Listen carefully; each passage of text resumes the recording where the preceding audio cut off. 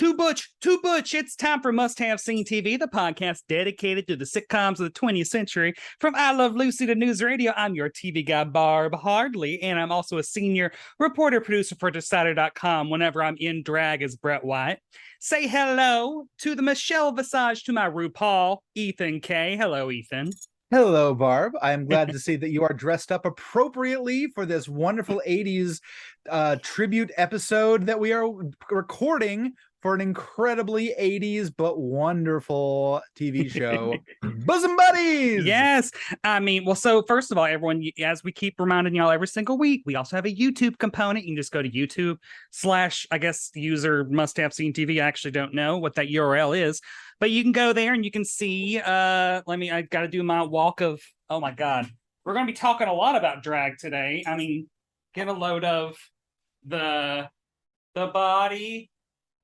See the drag, talk about the drag, live the drag. It's a drag episode. I know. I mean, this was honestly, how are we not going to do Bosom Buddies when it came time to the 80s? Because your lovely host of the past 5 years has become a drag queen. So how are we not going to do this? How have you not done Bosom Buddies before? Because it's Bosom Buddies. It's also really hard to find. It is very hard to find, but you know, if you're fine with riding the wild seas of piracy, although I don't know if I'd call Daily Motion piracy. I did get a request that if we talk about episodes, we should tell people where to find them. Oh, who's talking to you about our show? It's my mom. God. Oh, my mom listened to the first episode. She was a big fan of Life of Riley, and she's wondering where she can watch Life of Riley. Tubi TV. Life of Riley is on Tubi TV. Patty Duke Show is on Tubi TV. Also on Tubi TV. And Paul Lynn Show is on YouTube. Yes. So back in the olden days when I would actually plan ahead, I would say at the end of the episode, we're going to watch this next week. This is streaming service it's on. I ain't done that. Because either what are we doing next week? I don't know. Something from the 90s, hopefully. Something from the 90s. And then the question is, do we start from the beginning again? Do 50s, 90s, or do we go backwards? I was thinking, actually, just came to me today. We could do, 50s, 60s, 70s, 80s, 90s, and then a special. Which might just be a heart-to-heart episode. You'd love to hang out with the Hearts again. I know you would. I love that episode that we did watch. Yeah. Heart-to-heart, where it was all about seances and mediums, and I could weigh in with my own expertise. And I thought I was going to be able to weigh in with my expertise with this one because, spoilers, Kip and Henry from Bosom Buddies work at an advertising agency, and I work at an advertising agency. I've worked in advertising agencies my whole adult life. Yeah. And I was like, how about an episode where they do stuff at the ad agency? But it turns out those episodes don't also have a drag component. They're just like one or the other. Well, so I'm wanting to we're going to try out some new segments in this episode that I thought up, just because, since we're going to be talking to each other every week, I just want to know, what have you been watching this week? We can talk about things that don't exist in the 20th century. I've been watching. My wife and I watch a lot of anime. Megan and I watch a lot of anime, and it was something that we got into really as comfort food, like popcorn chicken, during the pandemic. It's fun. It's light. You can really get into it. There's all these fandoms, and we've been watching a show called Parallel World Pharmacy, which is Is it just set at a pharmacy? It is. It's a guy in a research lab in Japan who dies of overwork, and then he is reborn as a child in kind of a fantasy land, and he establishes a chain pharmacy. Oh, goodness. Why is it good? You just watch it and you go, this makes me feel happy that everybody. How long are these episodes? They're like 22 minutes. Oh my God, that's a whole lot of pharmacy content. Oh, in the last episode, they just created a guild for pharmacists. So there's a rival guild that's not very good. Like the Thieves and Assassins Guild in X-Men. Yes, like that. Exactly like that. So you learn about cosmeceuticals and things like that. It's very interesting. Influenza. I love it. What have you been watching, Barb? Well, so when I'm in drag at work as Brett White, oh my God, I've chipped my nails. Ugh. It's the problem with having to paint my nails the night before is they just get chipped during the day. So at work, I've been, God, I have to cover a lot of stuff that I do not like, which is a lot of reality dating shows. I do not like them. I don't really enjoy watching people I don't find attractive make out with each other in a place that I would much rather be. It's not my tea. It's not my deal. So I've been watching Netflix's Dated and Related. Because my mind goes one place. Exactly. Where does your mind go? They're dating and they're also relating. Wow, it's almost like they chose that title just to be salacious and entice viewers and streamers. No is a bunch of siblings, one set of cousins who are in a villa because they're always in a fucking villa, but this time in France. So at least it isn't just like a random place in California. That and they call a villa. Yeah, and they basically it's like they only go on dates with someone that their sibling sets them up with. So you have to get like sibling approval, and it's all about wingman or wing woman for your sibling. And no, it is not good. And I've watched the entire season because I had to. And at the end, this is what I do.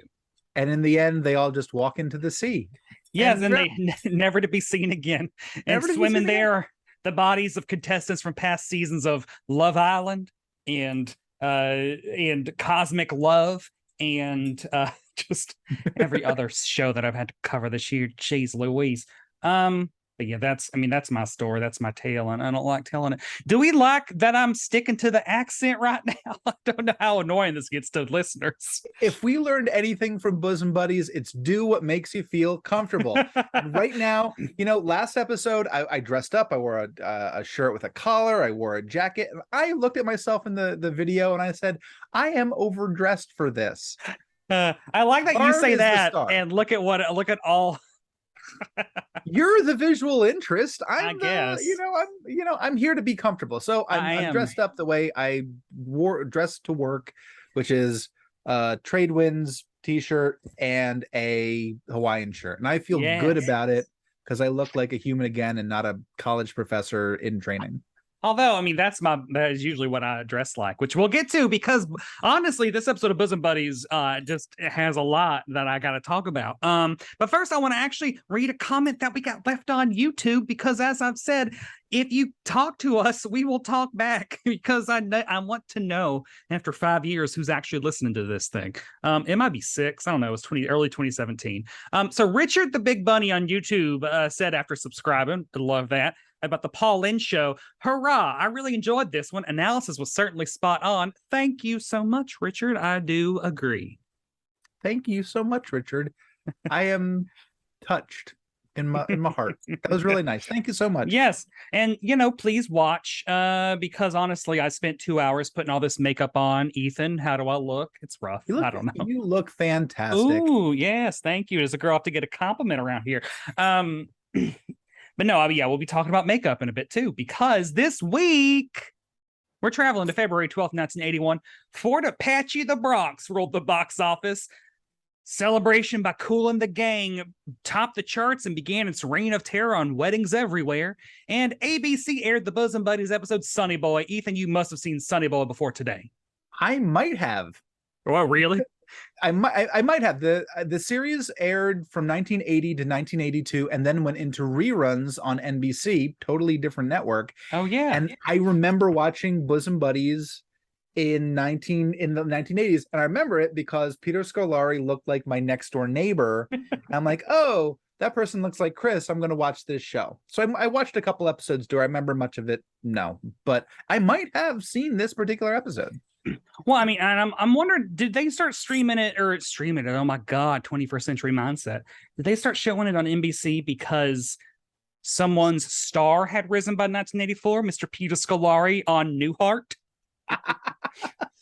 Or what was Tom Hanks doing then? Mazes and Monsters, or which we've watched. We have watched that. I don't know. I guess that might be why they brought it back. Because honestly, these are two powerhouses. I only know of Bosom Buddies as a joke.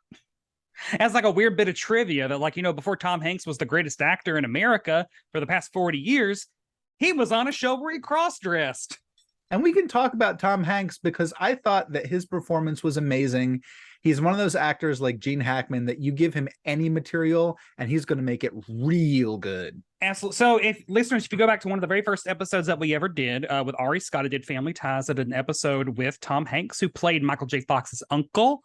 It's the alcohol episode, and Tom Hanks manages to both be terrifying as a drunk uncle and also hilarious. So, how does he do it? He's so good. So, yeah, that's all I ever knew Bosom Buddies. Now, I will say fortuitous timing, because RuPaul's Drag Race Down Under Season 2 just did their girl group challenge, and the name of the song that the two girl groups had to duel over was Bosom Buddies. Wait, the theme song to Bosom Buddies? No, it was just an original song they titled Bosom Buddies. Oh. So, the phrasing is still in the world, in the So if we're going to dive in, that's the perfect place to dive in, because the theme song is well remembered just as much as the show itself. And that's because the original theme song was Billy Joel, My Life. Oh, really? Oh, my God. But there's a story. So Billy Joel, My Life, but they couldn't afford all of the performance rights. So they had somebody else playing the music, and they had Gary Bennett, who was a studio musician from Atlanta, singing it. So it was Billy Joel's song, but not recorded by Billy Joel. And they did that through the whole first season. And then the second season, they're like, we don't even want to pay that much to Billy Joel. So they took the end credits theme, which was Shake Me Loose by Stephanie Mills, and made that both the opening theme song and the closing theme song. And then in syndication, it was only Stephanie Mills. Stephanie Mills, not as big a name in some circles as Billy Joel. However, he originated the role of Dorothy in The Wiz on Broadway. Oh. She's done multiple revivals of that. She was a big disco star in the 70s. She recorded with DMX later in her life. The X is gonna give it to you. Yeah, Stephanie. In my life. Didn't just interesting trivia. Louis Farrakhan performed her wedding. Cool. But before that, she had a brief fling with Michael Jackson. Oh my God, what a life! Honestly, it's her life. She's still alive. Oh, she's my still God. alive. Yeah, she every now and then she releases new stuff. So she's out there doing stuff. Come on the podcast. Although I only allow one woman on this podcast because I don't want competition for beauty. That's a stupid thing I said. This week on Must Have Seen TV, we'll be talking about the Bosom Buddies episode Sonny Boy. It is the 11th episode of season 1, and it was written by Lenny Rips, which is an amazing drag name, I would say, and directed by Chris Thompson and Dawn Van Atta. Here's how Wikipedia describes the episode. Buffy and Hildy are shown on TV after foiling a robbery, and Henry's mom recognizes Hildy as her son. Ooh, Ethan, how accurate is that description? 1000% accurate, completely accurate. It's exactly what happens. Great. Now, hey, this is Brett tapping. Do you want to, Brett? Yeah. Hi. I'm Barb, but I'm going to talk like Brett. Okay. So Oh, Barb, God. Can I give you some of the amazing backstory behind the concept of Bosom Buddies? Oh, so I was reading the Wikipedia, and it seems like they thought that they were making an advertising or like a buddy comedy, and that the cross-dress, this is the vibe I got. Oh, I mean, and they have to cross-dress to get into their apartment, and the network execs were like, yes, that's the thing. It wasn't even that obvious. It was these are the producers of Laverne and Shirley. Well, is this Happy Miller Days. Boyette? It is. Full House, Family Matters. That's why the theme song is a banger. Yeah, and so this powerhouse dynasty wants to do a male version of Laverne and Shirley. And they want it to be really well written, have a really great vibe. And they pitch it and they say, it's these two guys, these advertising guys living in New York City. They go on adventures. It's kind of like a Billy Wilder comedy, kind of like, like Some Like It Hot. Oh, and the suits are exactly. The suits are like, oh, I remember that. that's where they dressed up like women, right? That's got to be in the show. And afterwards, they're just like, shit, now it has to be a show about drag.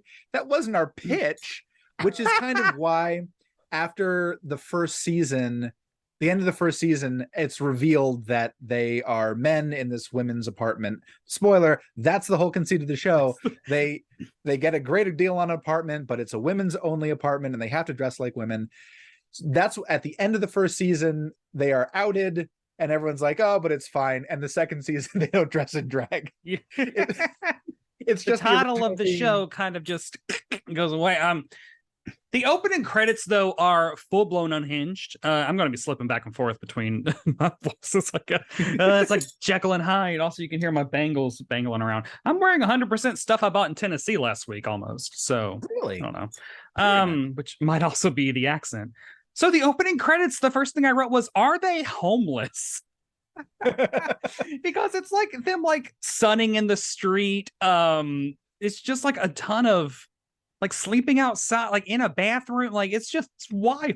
They were washing their hands in a fountain. Yeah. Which I guess is setting like, well, they need a place to live. That $200 a month apartment sounds pretty good, which honestly it really does. Even with inflation, that's like 600. How much is it? It's like it's $614. I'm glad I was going to look that up because, like, I mean, I would dress up like a woman to get that deal. I do this by choice. $614. That is like 1/8 of an apartment in New York now.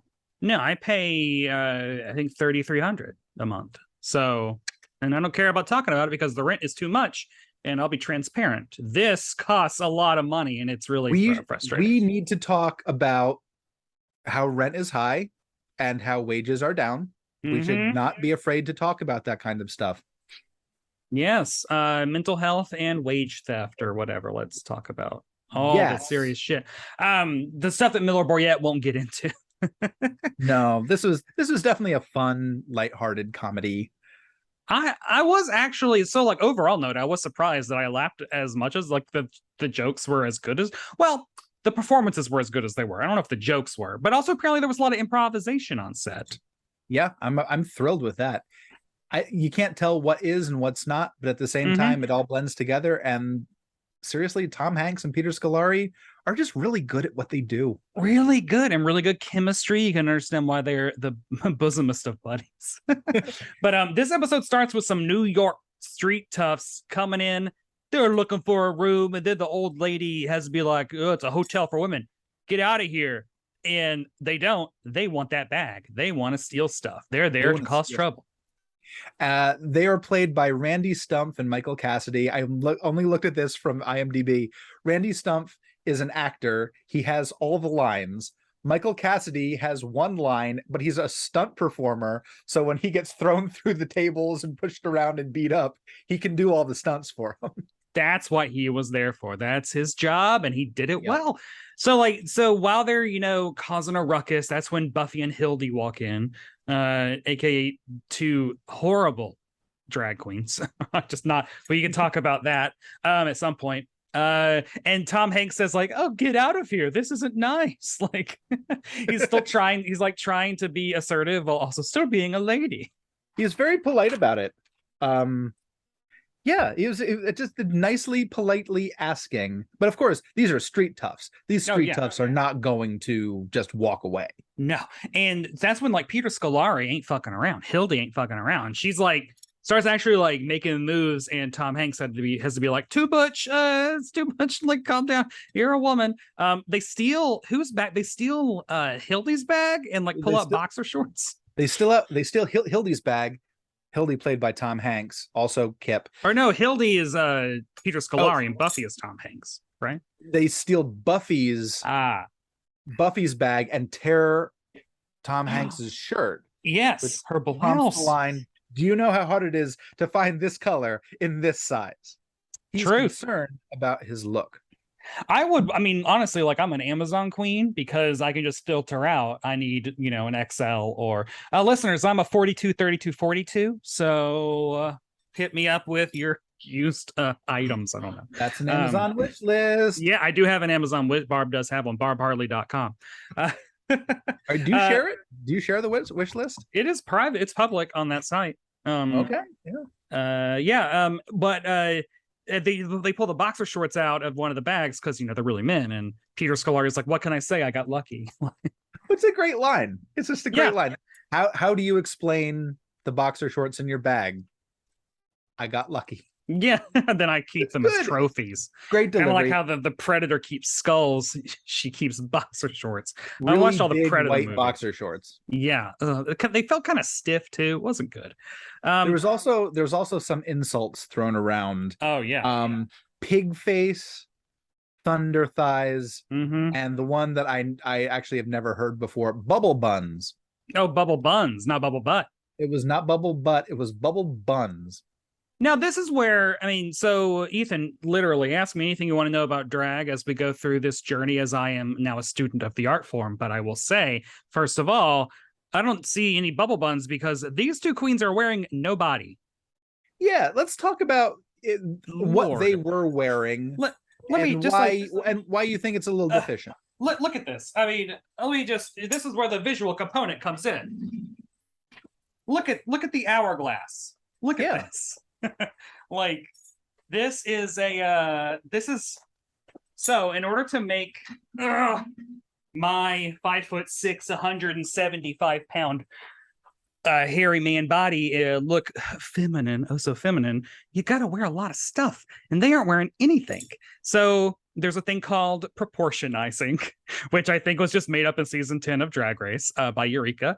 But basically, so I have to have huge boobs and huge hips and a huge butt in order to proportionally make my body look dainty or whatever. And then I also have to wear a corset, Ethan. I'm sitting here in a corset. They did not wear a corset, as evidenced in later scenes where Peter Scolari took off all of his clothes and was not wearing a corset. No. And so they are they are literally just like dudes in dresses. And I don't know, I think if you did this today, it would be hard because now we actually know a lot about drag. That I don't think you could definitely not get away with this. Yeah, but they're just not wearing body. They're also not really wearing makeup. Nope. They talk about it. Yeah. They talk a good game. Yeah. But they don't actually put it in practice. They talk about buying things. They talk about borrowing things, but they're not actually wearing the things. So when it comes to makeup, there's a lot of things that a drag queen does to try to feminize the face. I have no idea how successful I am. But you do contour. So you get the darker color, and then you contrast it with a lighter color to try and give yourself cheekbones, to try to thin the jawline, to try to thin the nose. You do all those tricks. They are doing none of those tricks whatsoever. And then I am also wearing lipstick. I've glued my eyebrows down, and I'm still trying to figure out the best way to do that. You glue your eyebrows down so that you can then draw new eyebrows over them that are a little bit higher, that opens up your eyes more. And fake eyelashes. Are they wearing any of this? No. This is the stuff that I do for you, listeners and viewers, that Tom Hanks and Peter Scolari and the costume makeup department at Bosom Buddies did not do. Maybe this is more of a functional kind of thing where they discovered the lowest bar they could set, and they just have to hit that low bar. Yeah. Well, I also say the premise of the show also, which they get into, is they basically have to be dressed as women when they enter and exit their apartment building. So that means they're doing a lot of changing and getting into drag and out of drag on the subway, which sounds like a nightmare. So I give them a little bit of props for a little bit of grace for not wanting to lace up a corset and put on a whole bunch of hip and butt pads on the subway. When they don't have to. They just need to pass. For a second, going in and out of a lobby, or talking to each other in the hall. I will say, I am critiquing their drag when I have a mustache. That's your choice. Yes. If they tried to, I think we've moved far enough in drag history that if they were to remake this show now, the drag would be 50 times better, but also less possible, because it would take hours to get on and off. Yeah, which would not be a lot, allowed for in the makeup of a show. Yeah, no, it would not.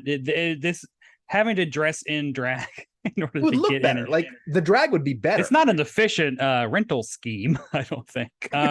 For $200 a month. No. Yeah, I mean, maybe it'd be worth it.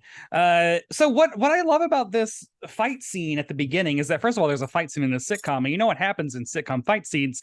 The audience applauds when the bad guy is defeated, and that is always weird to me. Did you get the feeling of this one that it was a canned laughter or a studio audience? Because my thinking was canned laughter. Well, it could be sweet. It could be sweetened as if, like, you know, there was a live audience. Because I do know, like, I mean, like, it was shot on videotape on, like, there is no reason for it to be single cam because it's not like there was like witches or anything. But I don't know, maybe what little makeup they did do was precluded them actually having a live audience just because it takes so long to put on a light beat. Yeah, it makes sense. Yeah. There's also a great breakaway table that exists only for a stuntman to fall through. Yeah. You can tell. You can just tell that someone's going to be falling through that table. I like, so like Peter Scolari cuffs one of them with his nylons. And then after like defeating, I wrote they annihilate this guy. Like they just pound on him. And then Hank says, "Did I do that?" Which Urkel predecessor, right? It's a Tom Hanks catchphrase. You know, they knew it was coming. Oh wow, yeah, it was the Susan B. Anthony Hotel. I also noted. Yes, a noted woman, a very, very much a woman. You know who? It could have also been named after Thelma Hopkins, who is a supporting actor on this show, and we love Thelma Hopkins, or at least I do. Thelma Hopkins, who played the aunt in Family Matters. Rachel. She was also in 68 episodes of Give Me a Break. Mm-hmm. Oh, then. And more recently, she was on like one of those Tyler Perry like TBS sitcoms that like recorded 200 episodes in a year or something crazy. So that's how they operate. It's been a lot. I forget exactly the name, but I was more taken by the fact that she was in Family Matters, that she had a good enough relationship with the producers that she was able to parlay that into a second series. And I honestly think that she had like second billing because I think she was always the Thelma Hopkins as Rachel for the seasons she was on. So now, as the two big breakout stars for this though were Wendy Jo Sperber, who played Amy. Mm-hmm. Amy is the only person who knew that Kip and Henry were in drag. Oh, I didn't know that from this episode. It's previously established. Wendy Jo Sperber, you'd know her if you saw her. She's done a ton of work. She unfortunately passed away a couple years ago. She played Marty McFly's sister in Back to the Future movies. She was Dinky Hawker in the Dinky Hawker TV show. She all around, you know her. And the other big breakout star was Donna Dixon, former Miss USA contestant, former Miss World contestant. This was a big break for her. She also played the Dream Woman in Wayne's World, where Garth fell in love. But I was also surprised to know that she has been married to Dan Aykroyd for like 30-something years. So like not too long after this. Yeah, they were in Dr. Detroit together, which was a movie. Oh, God, yeah. Just this year, they announced that they were staying married, but they were separating. I mean, let's be honest. Okay, so first of all, Dan Aykroyd in the 70s and 80s, total snack. You're really like, good job, Donna. You're also putting up with a lot. If you're with Dan Aykroyd, there's a lot going on there. John Goodman hanging around the house all the time. Just all these crystal skulls, and you're like, is this one of the real ones or is this one of your vodkas? Like, you just mix them up all the time. So like then the news shows up to like report on the fact that these two ladies beat the crap out of these New York street toughs.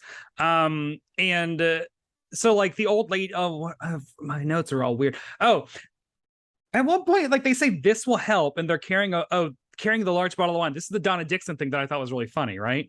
Like, like they send the old lady off, and she like picks up a bottle of wine. And she's like, "This will help," or something. Yeah, there was really nothing for Thelma Hopkins or Donna Dixon or Wendy Jo Sperber to really do this episode. I think Wendy Jo did more than anybody else. And yes, she got shoved because she wanted to be on the news, and they were like, absolutely not. Your mileage, I say this a lot about your mileage varies per episode, how much of the supporting cast you're going to get. So this was a very Tom Hanks, Peter Scolari episode. We didn't even see Holland Taylor. Who was in the opening credits, who is a legend, who is, oh God, who is she with now? She's with Portia de Rossi? No, she's with Sarah Paulson. They're together. And we didn't see Edie Adams. TV royalty going back to all the Ernie Kovacs stuff, all the movies that she did. So it really was Kip and Henry, a two-hander. Now, while they're on the news, they give their names and also their ages. Tom Hanks is Buffy Wilson, 19, and Hildegard Desmond is Peter Scolari, 28. What? I don't think those ages are accurate. And either, well, I believe 28 more than 19. I can't believe that anyone would have a job at an advertising agency at 19. No. That is right after, well, the 80s were weird. I saw Big. There was a kid in an advertising agency played by Tom Hanks. He just keeps doing this. Well, and it's also the fact that they choose to dress like they are 60-year-old women. I mean, they aren't even dressed like young 80s girls. Like, they could be hiding their man bodies by like wearing like an oversized chunky sweater or like, something, but like, no, they're dressed like me right now. That feels like there are. Well, I think that might be a concession too.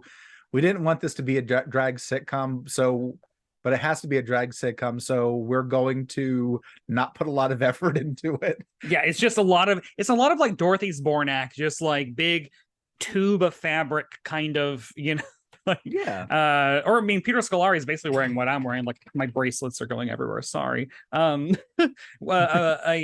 A blouse and a skirt, like, it's very simple. But while they're on TV, Hildy is the only one that realizes, oh my God, we're on television.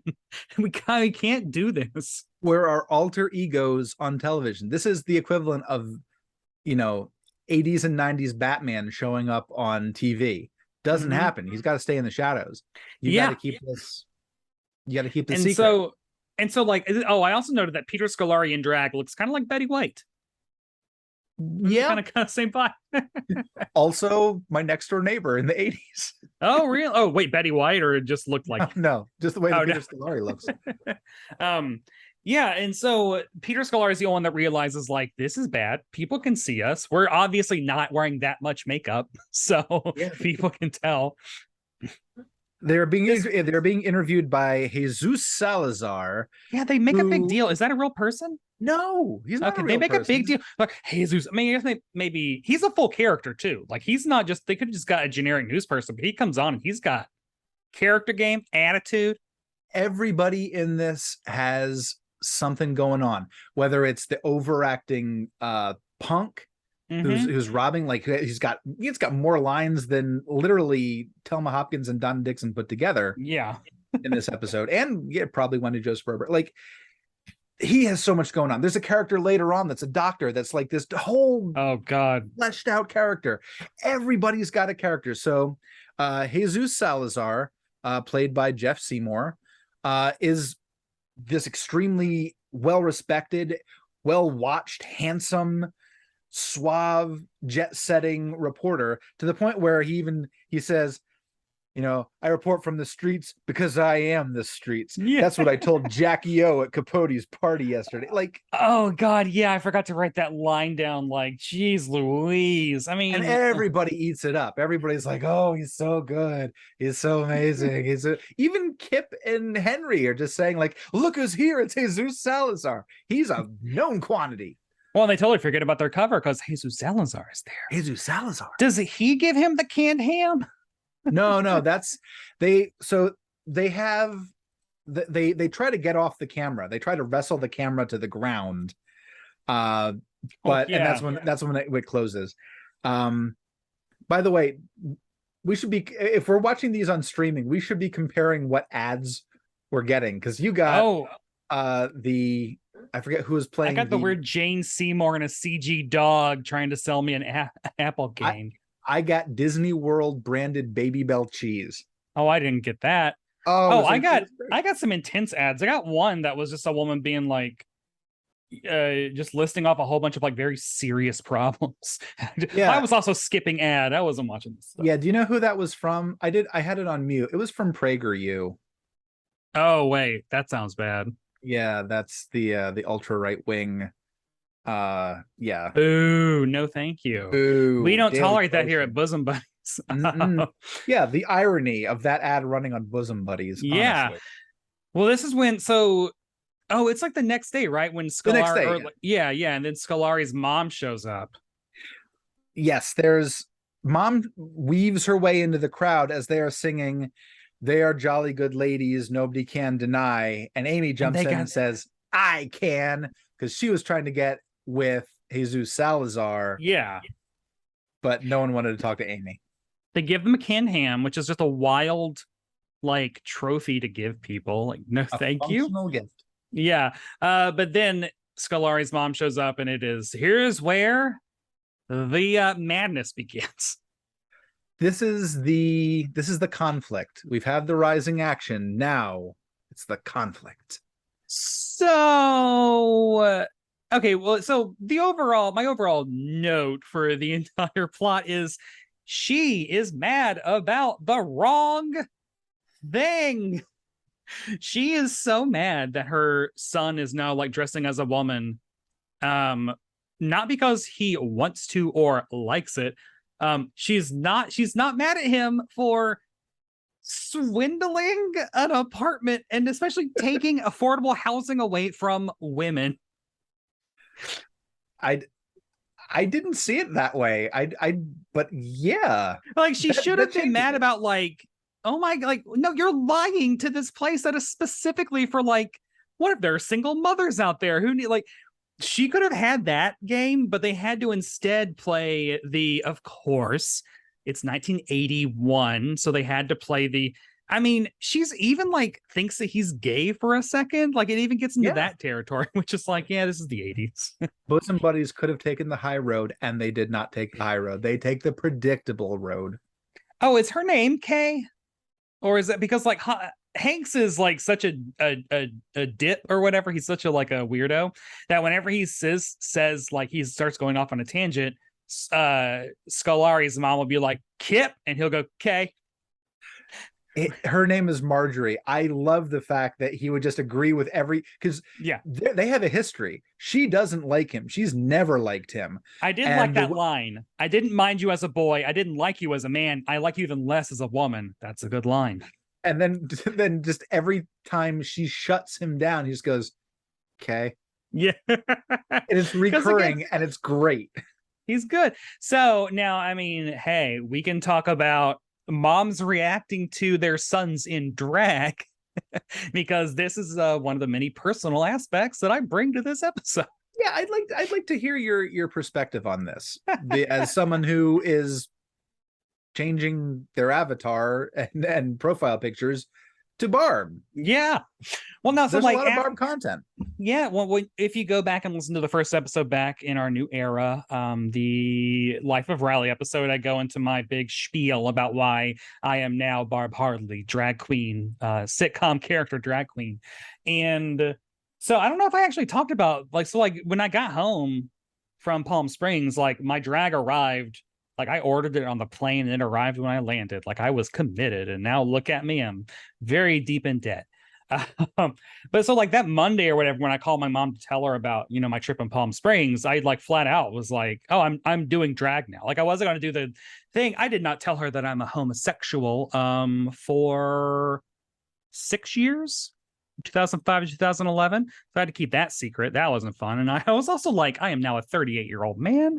It doesn't matter what anyone thinks, especially what my conservative Southern parents think. Really doesn't matter. So I was like, I'm doing drag now because it feels right. And it is a form of expression. And I went into the whole like, This is an art form. It is an art form that has been practiced by Robin Williams, Dustin Hoffman, Milton Berle, Tom Hanks. Tom Hanks, Peter Scolari. Peter Scolari. Well, and I even made the point that, like, Dean Martin and like Frank Sinatra and like all, and like, if you hosted a variety show in the 60s and 70s, you're essentially doing what a drag queen does, but you're not wearing a dress. Because like drag queens host, they sing, they dance, they tell jokes, they perform in like hastily written skits. So like, when we watch the Paul Lynde Halloween special every year, I'm like, that's the career I want. I want to do what Paul Lynde is doing because it just seems so fun. That's what drag queens do, and that's now what I get to do. So so then my mom was like, well, I'm really glad that you told me. Thank you so much. I would have hated it. I mean, I would have not liked to have just seen it. Because I asked, like, do you want to see a picture? And she was like, no. So well, she has definitely seen one then. Let's turn this around. And I can say that both my parents and Megan's parents have watched the YouTube episodes, and they are absolutely in love with Barb. My mom thinks that it's wonderful and that you're hilarious. She also noticed that in the first episode, your mustache was coming through a little bit more as the episode went on. Yeah, she did mention that to me. But you've got two families, one from the East, Pennsylvania, and the Midwest, Illinois, that are just like, Brett's Barb. Yeah, this is great. We love Brett as Barb. This is a character that I am doing and putting a lot of thought into. But yeah, and so that is the next chapter of drag, explaining that there's more to come. So buckle up, dear listeners and viewers, because so yeah, this is where I wrote down that I was like, she should be mad about the scam. Why isn't she mad about the scam? Well, I mean, like, I understand that she's mad about this because homophobia in the 80s, but like, Jesus Christ, they're scamming. Did you also notice that the actress broke character? Oh, I didn't see that. She was yelling at Tom Hanks, and she turned around to talk to her son, who's in drag, and she just bursts out laughing, and they cut away from her real fast. Oh, then maybe it was shot like live to tape. I don't know. Or maybe that's weird. Well, they also want to shoot it again. Yeah, who cares? Like, they're not going to. So she does ask, what do you say when you buy a bra? And Henry says, I say it's for my mother. Which, I did just have a whole week of shopping for women's clothing in Tennessee at Christian-owned thrift stores, and it felt great. Like, this blouse comes from, I don't know, maybe some church lady somewhere, maybe some cool hip 80s lady. Who knows? It's now being worn. Now it's being worn by a man, so a gay man. Really great. Got to say, you've got this Lucy Van Pelt thing going right now with the blue shirt and the dark hair. I forgot. I didn't even realize that is very accurate. But yeah, it did make me realize, like, oh man, Amazon is such a gift to drag queens. Oh boy.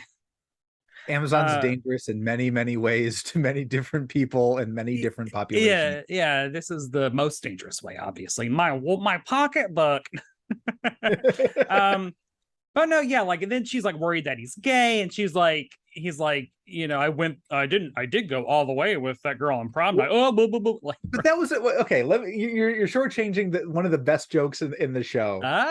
Where she says, I was there for your first date with Cindy so-and-so. And she says, in fact, I drove you to the prom. I should have let you go all the way. And he goes, I did go all the way with Cindy. But that's neither here nor there. And I was like, dude, it's wordplay. It's good. I liked it. Oh yeah. There was a great heartfelt line. And it may not make sense to me all the time, but I'm happy. Where Peter Scolari was talking about his situation. The situation is like, it doesn't make sense to me all the time, but I'm happy. And I'm like, that's nice. People can relate to that. It is weird that means that he's happy scamming women. Peter Scolari. It is. How dare you be in Honey, I Shrunk the Kids, the TV show? Oh, it's just such a funny little. It's like no one really investigated the premise of the show. I don't know. Maybe other episodes do. No, because then they find out they're men and they don't make them move. It's one of those shows too where it's like half the time they are in drag and half the time they are not, and then this whole second half of the season, so really only 1/4 of the entire show they're in drag. Yeah. And that was the conceit of the show, not the original conceit, but they went back to that Billy Wilder fun advertising dudes bit. The more you look into it and the more you kind of see it in practice, the more you see the writers just being like, yeah, I guess we have to have him in drag. Let's contrive something about it. But no one wants to be here. Well, and so now we're in the part of, so like the mom's like, well, I can't be a part of this. And so she's like, storms out. Now Act 2 starts with them at the advertising agency. They're at work. And I wrote that, oh my God, this is what I look like out of drag. It's what they're wearing at work, because it's just like, like a knit tie and a corduroy or tweed blazer and like jeans or whatever. Like, this show covers all my bases. I loved the set, being in multiple advertising agencies, to find that Henry's desk literally faces the elevator. Yeah, like there's no reception. There's no. It's just no. You walk in. Come on in. We don't put any barriers between the client and our agents, our talent. So yeah, Kip is very understanding. Henry Peter Scolari he has a lunch scheduled with his mom, and he knows that this is going to come up. And Kip says, if you want to move, I'll move. If you want to stay, we'll wear dresses. If we want to put weasels up your nose and get French tattoos, okay by me. And what's a French tattoo? French tattoo. Where you get escargot on your like right here on your like elbow. Which is, again, I was like, that is a wild non sequitur. That's really funny. Probably improvised. It worked out really well. Yeah, and very good. The two of them have chemistry that literally no one on the Paul Lynde show had with anybody else on the God, no. Except maybe Paul Lynde and his anger. I don't know. They didn't get along either. Wait, I wrote down mowed the lawn from August 4th to September 8th, which I also thought was a funny joke, but I can't remember. It was an example they used of like when my mom, was it like Peter Scolari talking about his mom? Like the last time she got this angry, she mowed the lawn or something? It was Kip. It was Tom Hanks. I forget exactly what it was, but there was something that it was his mom thought he was going to be a doctor. He decided to go into advertising art. And she got it in her head to mow the lawn from August whatever to August 4th to September 8th, which I thought was like a funny, just a visualizing mowing the lawn for a month and 4 days. Just made me laugh. So then Peter Scolari goes to lunch, and she brought Leon Panchik there, which again, giving these minor characters full names that make it seem like, should we know who this is? Is this a guest star? Is this important? She's like, this is an old friend. And okay, I was terrified for a second because I was like, oh my God, did she bring like her old cross-dresser friend who's going to scare him straight, or like a gay who's going to be like, I was like, where are we going with this? And then he just ended up being a psychiatrist. And I was like, I went the exact opposite with that. I went she had met this guy. She'd come to the city from Ohio. She met this guy and was having this secret affair. So that was her kind of secret. Oh, yeah. He ended up being a psychiatrist, but that's where my head was like, oh, she met this guy. Now she has this thing that he has to come to terms with. And I don't know, would that make it better or worse? I don't know. Well, so for a psychiatrist, he's horrible. He is played like a used car salesman. He's always chewing gum. He's wearing a bright or like a really loud plaid shirt. He's loud. He's loud. He is everything he says is big. I even wrote it in my notes. Everything Leon does is big. It is again so much of a choice, and no one is there to tell him to tone it down. No. This was also, so this is another thing that as a drag queen I've had to do, is tell my therapist that I'm now wearing women's clothing, which when I told him, I was like, 30, 40 years ago, this would be seen as a bigger problem for you to handle. and now he was like, oh my God, this sounds so amazing. This is perfect. This literally checks off all the like things that we've been working on about like, like me not having a performing outlet and me not like needing like to be creative, the therapy of just like doing makeup, which is artistic, and also like getting more in touch with my homosexual side, and potentially maybe finding a community of queer people that I can be part of. You said it right there, that this is a different performing outlet for you. This was, for years you did improv, and then improv just kind of ran its course, and you were looking for something else. All the theaters shut down because of bad money management, which is what happens when you let improv comedians handle your books. This is Dave Grohl going from playing drums to playing guitar. Yeah. You are now a different kind of performer. And I can't wait to do it on stage sometime. One day. But instead, I'm just doing it online and right here. So yeah, I was like, well, I've done this too. This episode is just... So then they start asking... The psychiatrist's whole gig is asking questions and then answering with questions. And just like, it's just questions nonstop. And then Peter Scolari is smart enough to ask his own questions. So nothing's getting answered, but Peter Scolari is matching Leon's, his energy and his approach in a way that is actually really entertaining. It's really clever. And also, again, like Peter Scolari is so good. This is also a very different character than what he plays on Newhart, where he's more like an uptight, yuppie, kind of nebbishy, which he does also very well. Like in this, he's kind of like the rogue. He's kind of like a scoundrel in this episode. Like he's like cool, kind of. He and Tom Hanks really do match each other's energy and characters really well.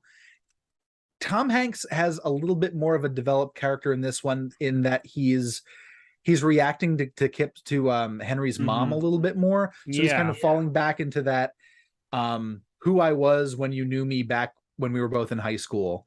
And there's that deference there. And that also kind of little bit of attitude.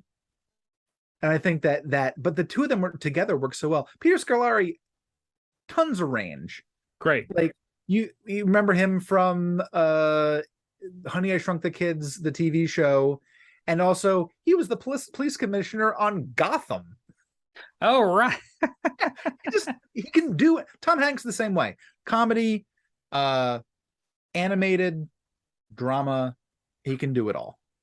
I do like one of the questions that the psychiatrist asks is like, are you wearing women's underwear now? And the answer is sometimes you rush, changing in the subway. Like it's like, which is, and then later on he just says out of nowhere, kind of like, oh, boxers. So. Which I didn't think needed to be said. I thought that was him kind of retreating a little bit. Yeah. By saying like, oh, no, don't worry, I'm normal. Well, that's also like, the whole vibe of because, hey, you know what? It's year 2022.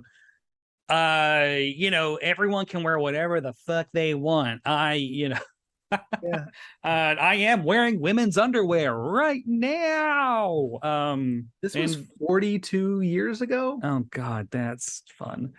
Yeah. The scenario gets resolved when she's like, I don't think you're a sicko, which is the weirdest. And it's said over, like, this is the second incidence of the trademark Miller Boyette sappy, sentimental conflict resolution music. When like it slows down, they have the moment. There are no jokes to be seen, not even jokes to undercut the sincerity. It is just full speed ahead. Like, I don't think you're a sicko. You do what makes you happy. I trust you. That's the line that she said. And what makes him happy is scamming women.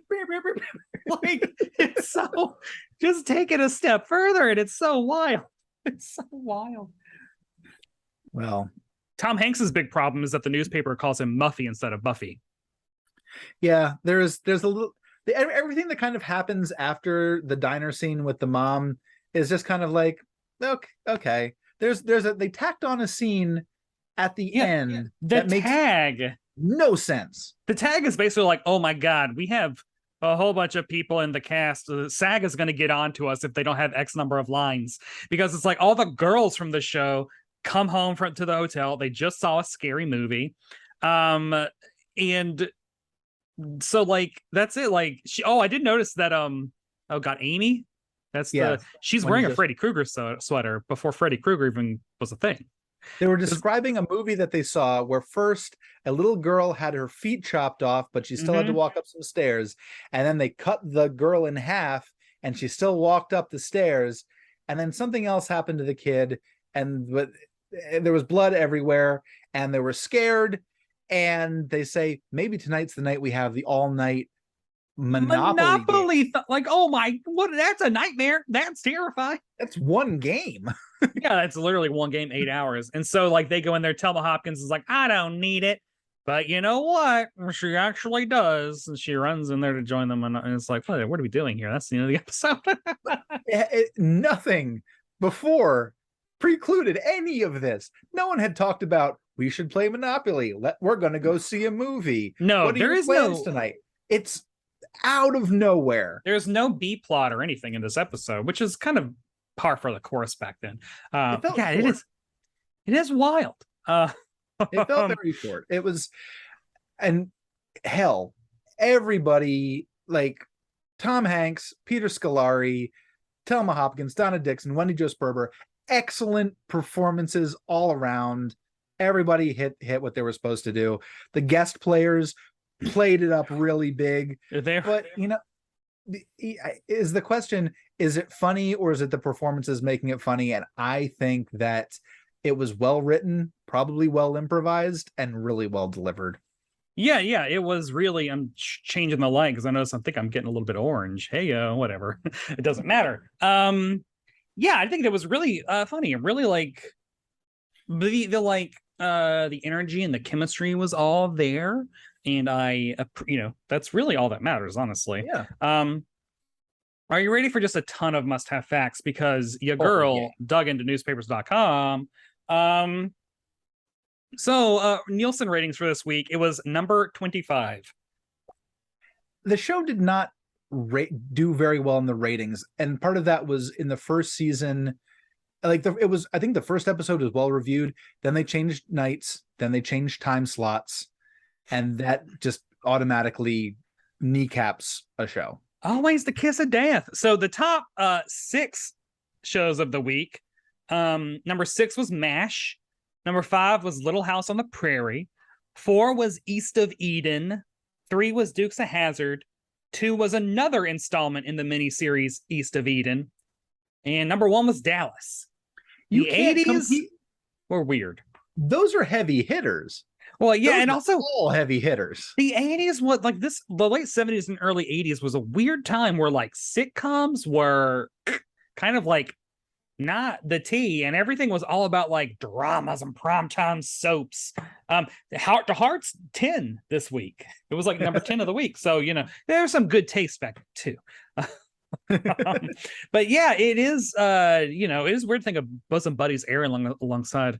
I don't know, Dukes of Hazzard, number 3 of the week. Dukes of Hazzard was really popular. I wonder if there was a stigma attached to watching Bosom Buddies. To be like, you're watching that Guys as Girls show. That what does that say about you? But I also have to wonder, like, okay, so like that is what is truly wild is that the recent. I mean, it's always been there, but like the more recent surge in the cycle of right-wing conservatives being anti-drag ignores just like the long history. It truly does come down to they don't like gay people, because they're totally fine when straight men dress in drag. I mean, Mrs. Doubtfire, Tootsie, Some Like It Hot. I mean, it Monty goes. Python? Yes, Kids in the Hall, although I don't think right-wing, I don't know, some Gen X right-wingers might have watched Kids in the Hall. But it is like, we're fine with that. It's just, they don't like gay people. They don't like what. Well, yeah, and I'll get into this, and I'm trying to there's so many. I'll tie this into the thing that's coming up. But it is weird because I don't know what the stigma would have been in the 80s. Like Flip Wilson just went off air in the 80s. Yeah. And he was big on, he was drag every week. So that was acceptable because that was not threatening. Yeah. You could have, let's say you could watch 20 episodes of the Flip Wilson show and all of that happening. And then just imagine a gay newscaster would probably, just reading the news would get complaints. Yeah. Well, I think that's also the thing is like they aren't making, I think that if they were actually putting Tom Hanks and Peter Scolari in drag and actually making them look like women, like sexy women, I think that would actually upset a lot of people, because I think that what is funny is that they're just, they look like men in dresses and being a woman is funny, like, etc. That's the Monty Python way of it's just John Cleese in a dress. And they're not trying to be sexy like I am. Oh yeah. Love this office secretary chic. So this week in the newspapers, Thelma Hopkins got herself a little profile in the Quad City Times this week, where they talked about her history with Tony Orlando and Dawn in the 70s, where she was one half of Dawn, the backup singers of Tony Orlando. So now this is the interesting one. There are two interesting. Both Tom Hanks and Peter Scolari had like profiles in newspapers this week that it aired.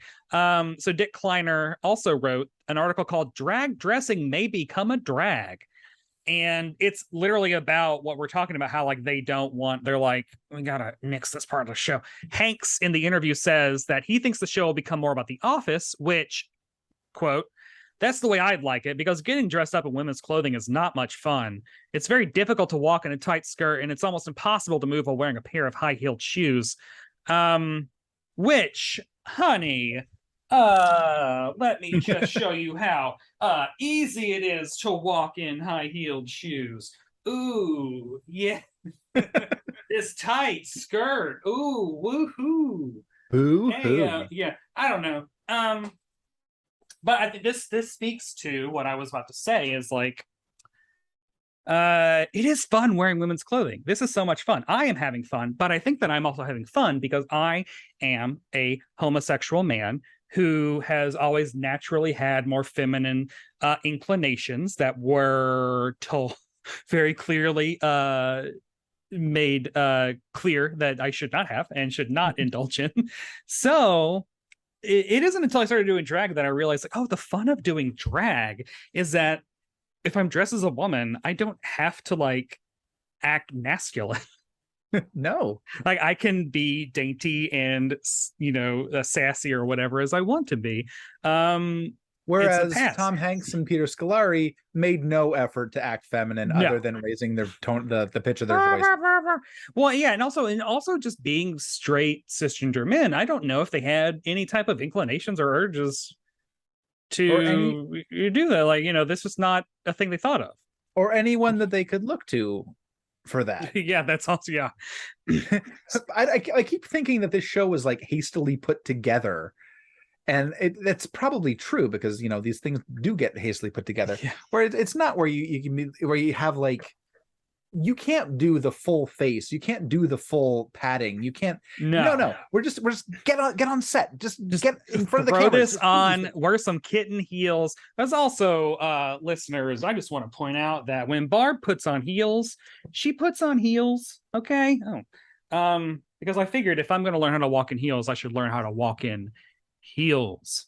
Do you keep the heels on while you're recording this? Yes, because you're sitting down right now. Yeah. I mean, I'm wearing the corset. I'm doing everything because I also take photos, and if I'm going to get into drag, get into the whole gig. RuPaul wears sweatpants when she's judging and sitting down behind a desk. Honey, oh my god, there's my leg. I also can't bend. Anyway, so then also this week, they also pointed out that apparently Tom Hanks is related to Abraham Lincoln's mother, Nancy Hanks. I had heard that before. That's like a throwaway fact in here. And they also mentioned that he's not worked in front of cameras like much. He did like a student horror movie, like a really low budget horror movie before this, and that's about it. And now he's the biggest of big stars, producer, director, I mean, I think that he's probably the most famous, most successful actor living. No big scandals. Yeah, sweet dude. Except for telling Connor Ratliff that he has dead eyes. Connor Ratliff, friend of the show. Go back and listen to Connor's episode, "The Days and Nights of Molly Dodd." So now, also this week, Stacey Smith of the Chicago Tribune profiled Scolari, mostly about his theater career. He was a very serious theater actor, so he felt it was very weird that he's now in Bosom Buddies. And his quote was, "It's frustrating, but I took the time during our last hiatus to realize that some feelings of frustration are just not worthwhile." And then he also talks about how he realized that the writers of the show were not out to get him. There have been 1 or 2 weeks where nobody knew what the hell they were doing. It comes across that maybe Peter Scolari was difficult to deal with on Bosom Buddies. It sounds like he took it very seriously when maybe the role didn't require it, but I love the fact that he and Hanks went hard on everything. Yeah. Tom Hanks says that he had a lot of fun on the show. He's in retrospect. I didn't read the article that you read, but he had a lot of fun on the show. He really liked the improvisational aspect of it. Like it's well remembered. We just watched it and I laughed. I loved it. That's all you want. But it's probably going to remain in the dark shadows of TV vaults. I don't know if it'll ever get an official release or a. It got. I know it got some DVD releases. Yeah, it ain't gonna pop up on Hulu or Tubi. Maybe it'll pop up on Tubi. And definitely not with the Billy Joel theme song because you can't afford that anymore. So also a reader wrote into the Memphis Commercial Appeals TV mailbag and asked what the biggest new show flop of the season was, and Bosom Buddies was one of the ones that the critic listed. So what company did it keep? What were some of the other shows that we'll get that's a new section that I'm going to do called what are you watching? So Ethan, at the time that Bosom Buddies is on ABC, Buck Rogers in the 25th Century is on NBC, and the second half of The Waltons is on CBS. Which one are you watching? Buck Rogers. Oh, wow. Why? Have you watched Buck Rogers in the 25th Century? No, because I was 4 years old and I didn't understand comedy that well, but I understood like shoot 'em up, guns, robots and stuff.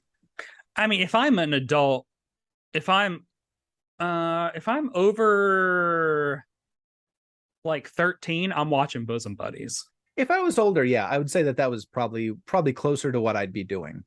Because I got my interests changed from like, can't miss Lois and Clark this week to can't miss Third Rock from the Sun this week. So, so yeah, I think but neither of us will watch the Waltons. No, God, no. Ugh.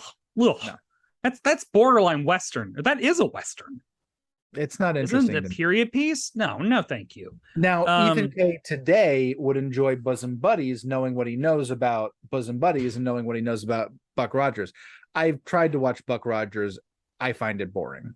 Okay, see? Bosom Buddies, fast-paced, good comedy. Yeah. The ABC Thursday night lineup that this episode aired as part of was Mork and Mindy, followed by Bosom Buddies, followed by Barney Miller, then Taxi and 2020. That is a wild, all over the map lineup, kind of. I mean, it's good. Mork and Mindy, another show by Miller and Millikis. So I do think they did a good job of like Mork and Mindy and Bosom Buddies pair together, and then Taxi and Barney Miller pair together. But it is wild going from Bosom Buddies to Barney Miller. Yeah. Barney Miller, like, you don't hear about it anymore. You still hear about Bosom Buddies because Tom Hanks is in the news, and Taxi because it's like the cast is still well remembered. Mork and Mindy, it's got Robin Williams. Miller. Well, I mean, I gotta say, one of Barb's big crushes has got to be Mr. Hal Linden. Now that is a hunk of man, especially on Battle of the Network Stars. Oof, good. Have I told you my Abe Vigoda story from Barney Miller? So. And it works better that we're on video. I used to live on the Upper West Side, and there was a diner that I used to go to, a little tiny place that's closed now. And I was in there eating one time, and Abe Vigoda, Fish from Barney Miller, walks in. he's in his early 90s, mid 90s. He's very old. He comes in, he's just like, he's smiling, huge smile. The owner runs over and it's like, oh, Mr. Vigoda, so good to see you. So come on in and have it. Like, Abe Vigoda says nothing, just huge smile, sits at a table. The owner talks to Mr. Vigoda. I don't hear what they're saying. Vigoda's smiling, has not said a word. And then the owner leaves, and Vigoda just sits there smiling. And he's there. No one takes his order. No one gives him a menu. And then after about 5 minutes, he just gets up, smiles, and leaves. No one fed him. I don't know what the conversation was, but was it like, you're never eating here again? What I told you, get out of here. Want food? Like, it seems like he just wanted the. He didn't say a word. He didn't say anything. What? He just smiled, a big, like, very happy, like, excited smile. Because we're never gonna do Barney Miller. We're never gonna do an episode of Barney Miller. We've done an episode of Barney Miller. Who did I do that with? Is that a Pat Bayer, maybe? But yeah, so listeners, you can't go back and listen to the one Barney Miller episode that we did do. I can't remember what it was. It might have been a gay episode. Who knows? Yeah, wild show to follow Bosom Buddies. So on IMDb, 58 users gave this a 6 out of 10. That's a shame, because it's, well, the subject matter is a little heavy. I think you do kind of have that whole disappointed mother, that potential, like, the undercurrent of homophobia that's kind of part of it. And that could bring it down. I honestly thought, as well written an episode, well performed, pretty much everybody, I'd give it more than that. Yeah, I mean, I would go 7.4. I might go 7.6. Oh, wow. So who had the must-see performance of this episode? I will give it to Tom Hanks. Okay. I'm giving it to Scolari. So, hey. Bosom Buddies. Definitely not giving it to any women. Oh. Well, I did write in my notes. The meta thing about this show is they're also stealing screen time from the women. There's one woman who's in a lot of scenes, and that's the mother. And I don't know. She didn't really have much to do except be disappointing. Oh yeah. But Tom Hanks and Peter Scolari got all the great lines. They got all the screen time. And I wonder if in other episodes Tom Hanks is when he's the focal character, he's a little bit more serious, because virtually every one of his lines is some kind of joke or a fun reaction. Yeah. Like he is playing the comedy half of this episode. Must other people see this episode of television? This specific episode. Was this a good first episode of Bosom Buddies to see? I would think so. You have it's that quarter of the show that actually had drag. Yeah. And drag is integral to the plot. Drag is integral to the plot. There was another one we were looking at that was an earlier episode where it was about them at the ad agency. Yeah. And I was like, oh, I really want to see an episode like what's advertising agency life like during the 1980s. And Brett scrubbed through it, and there's no drag in it, so we didn't watch it. The episode takes place after they've left the apartment, before they go back home. It's just that slice of their life. Just imagine that's what it was supposed to be. So, which honestly, good show. That would have been a fine show. I wonder if that's what, like, Perfect Strangers kind of because they worked at a newspaper. Mm-hmm. So that's also Miller Boyette. It was supposed to be the male version of Laverne and Shirley. And Laverne and Shirley was one of those great shows that didn't have a conceit. There was there's an alien living with them, or you have to wear drag to get in. It was just Laverne and Shirley are roommates. Yeah. Well, it's because they already tested the characters on Happy Days, right? So it's one of those spinoff you can just totally fine. And Happy Days was a spinoff of Love American Style, which would have made Bosom Buddies a remake of a spinoff of a spinoff. Oh God, yeah. I mean, Happy Days and All in the Family spawned all television in the 70s and 80s. Most shows that I have not watched much of. So, and they all have the same producers. Yeah. So Norman Lear still going strong. Happy 100th, Norman. Yeah, Norman Lear. But yeah, I mean, that is it for the Bosoms of Buddies. Ethan, do you have any final questions about the art of drag? What's the part about it that you say I like this the most, and what's the part that you're just like, I could do without this? Oh, of drag? Yeah. I love the way it makes me feel. It's that too touchy feely.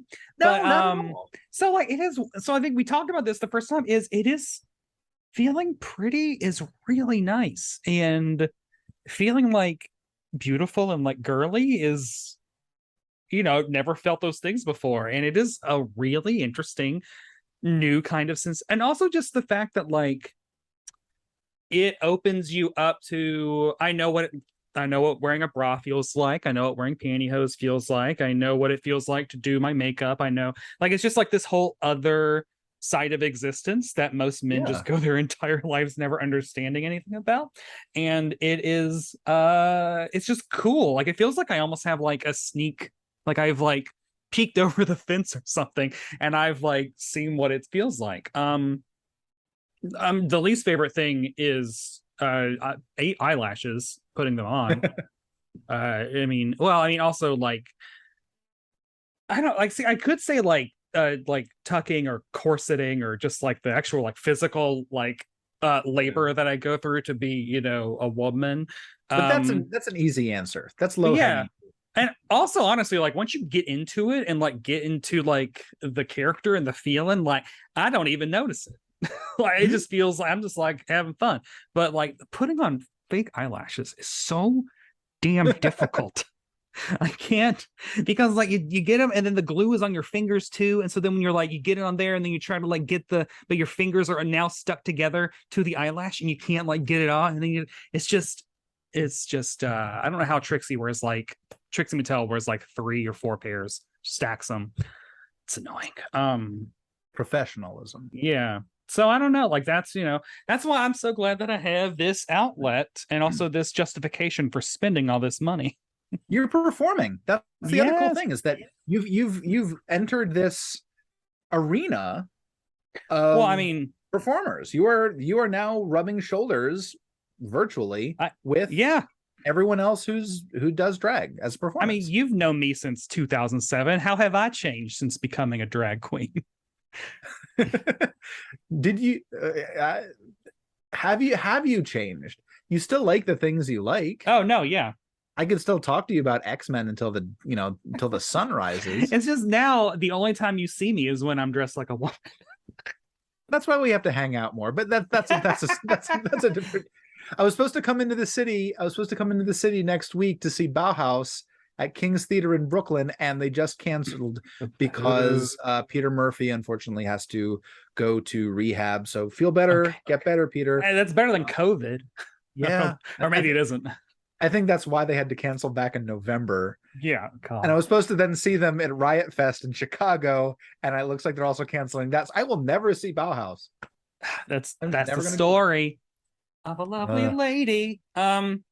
Yeah, I maybe for our first live show, I'll get you in drag. Oh, honestly, hey, if we get, we'll come up. If we get like X number of subscribers or something, when we hit 1,000 subscribers, I'll come up to Ossining and make you do this. Jesus Christ, the pain. It's fine. It's fun. It's fun. We're having a good time. Having a great time. I am. Ethan, where can people find you on the internet? Where do you want to be found? Where do you want to hang out with people, etc.? My Twitter doesn't really exist. It only exists. I don't know why I still have it. But if you go to EthanK55 on Instagram, I am on Instagram. I post weird things that I purchase and pictures of my cats and just occasional selfies. I don't know. You're getting enough of my face in this every other week or so. I'm glad that we're back. I'm glad that we were able to release the Paul Lynde episode, and we got a little bit of feedback with it. I the only feedback that I've gotten so far, other than my parents being like, you should really do the Phil Silvers show, which honestly, I'm bored. I would love to if I can find it, or McHale's Navy. Yes, that, because I want to talk about my boyfriend Joe Flynn. And what if we can find the Jerry Colonna episode? I'll look for it. Yeah. But the only other feedback that I've gotten is, when are we going to do the monkeys? Oh my God. Yeah, we need to do that. Yeah, they're on Daily Motion. Oh, good. Yes, because I used to love the monkeys for a hot sec. Yeah, you can't really find them anymore. Like, they released the DVD set and it was just kind of like, this is the only time you are going to get this. Maybe for music rights issues. Yeah, probably. Awesome. Yeah. Just let them have it. Come on. That's another thing. There was in Bosom Buddies, there was popular music played throughout the episodes, and that all got yanked and mostly replaced with musical versions of Shake Me Loose by Stephanie Mills. Yeah, she's making that. Good for her. Get that cash, girlfriend. Billy Joel doesn't need it. That does it for it. This episode of Must Have Seen TV. Thank you, Ethan, for dropping by again and talking about the bosomest of buddies. Next week we'll be diving into the 90s. Who knows, watching what? We'll figure that out. Until then, I want to hear from all of you. Follow Must Have Seen TV on Instagram, where I'll be posting video clips from this, as well as, you know, photos of me and Dragon. Also, maybe I should post other photos as well. You can also follow me on Instagram and Twitter at Barb Hardley or at Brett White, whichever one. You can rate and review Must Have Seen TV and Apple Podcasts, which really helps out. And if you leave us a good review, we will read it on the air. Same thing goes for if you comment on YouTube. Same thing goes for if you send us an email or ask us questions. Do literally anything. We'll talk to you. You can read the words that I write as Brett White at Decider.com. Thanks to Acast for hosting the podcast. Thanks to y'all for listening. And thanks to y'all for watching on YouTube. And I will see y'all next week on Must Have Seen TV. Right, Ethan? Later. I will see you next week.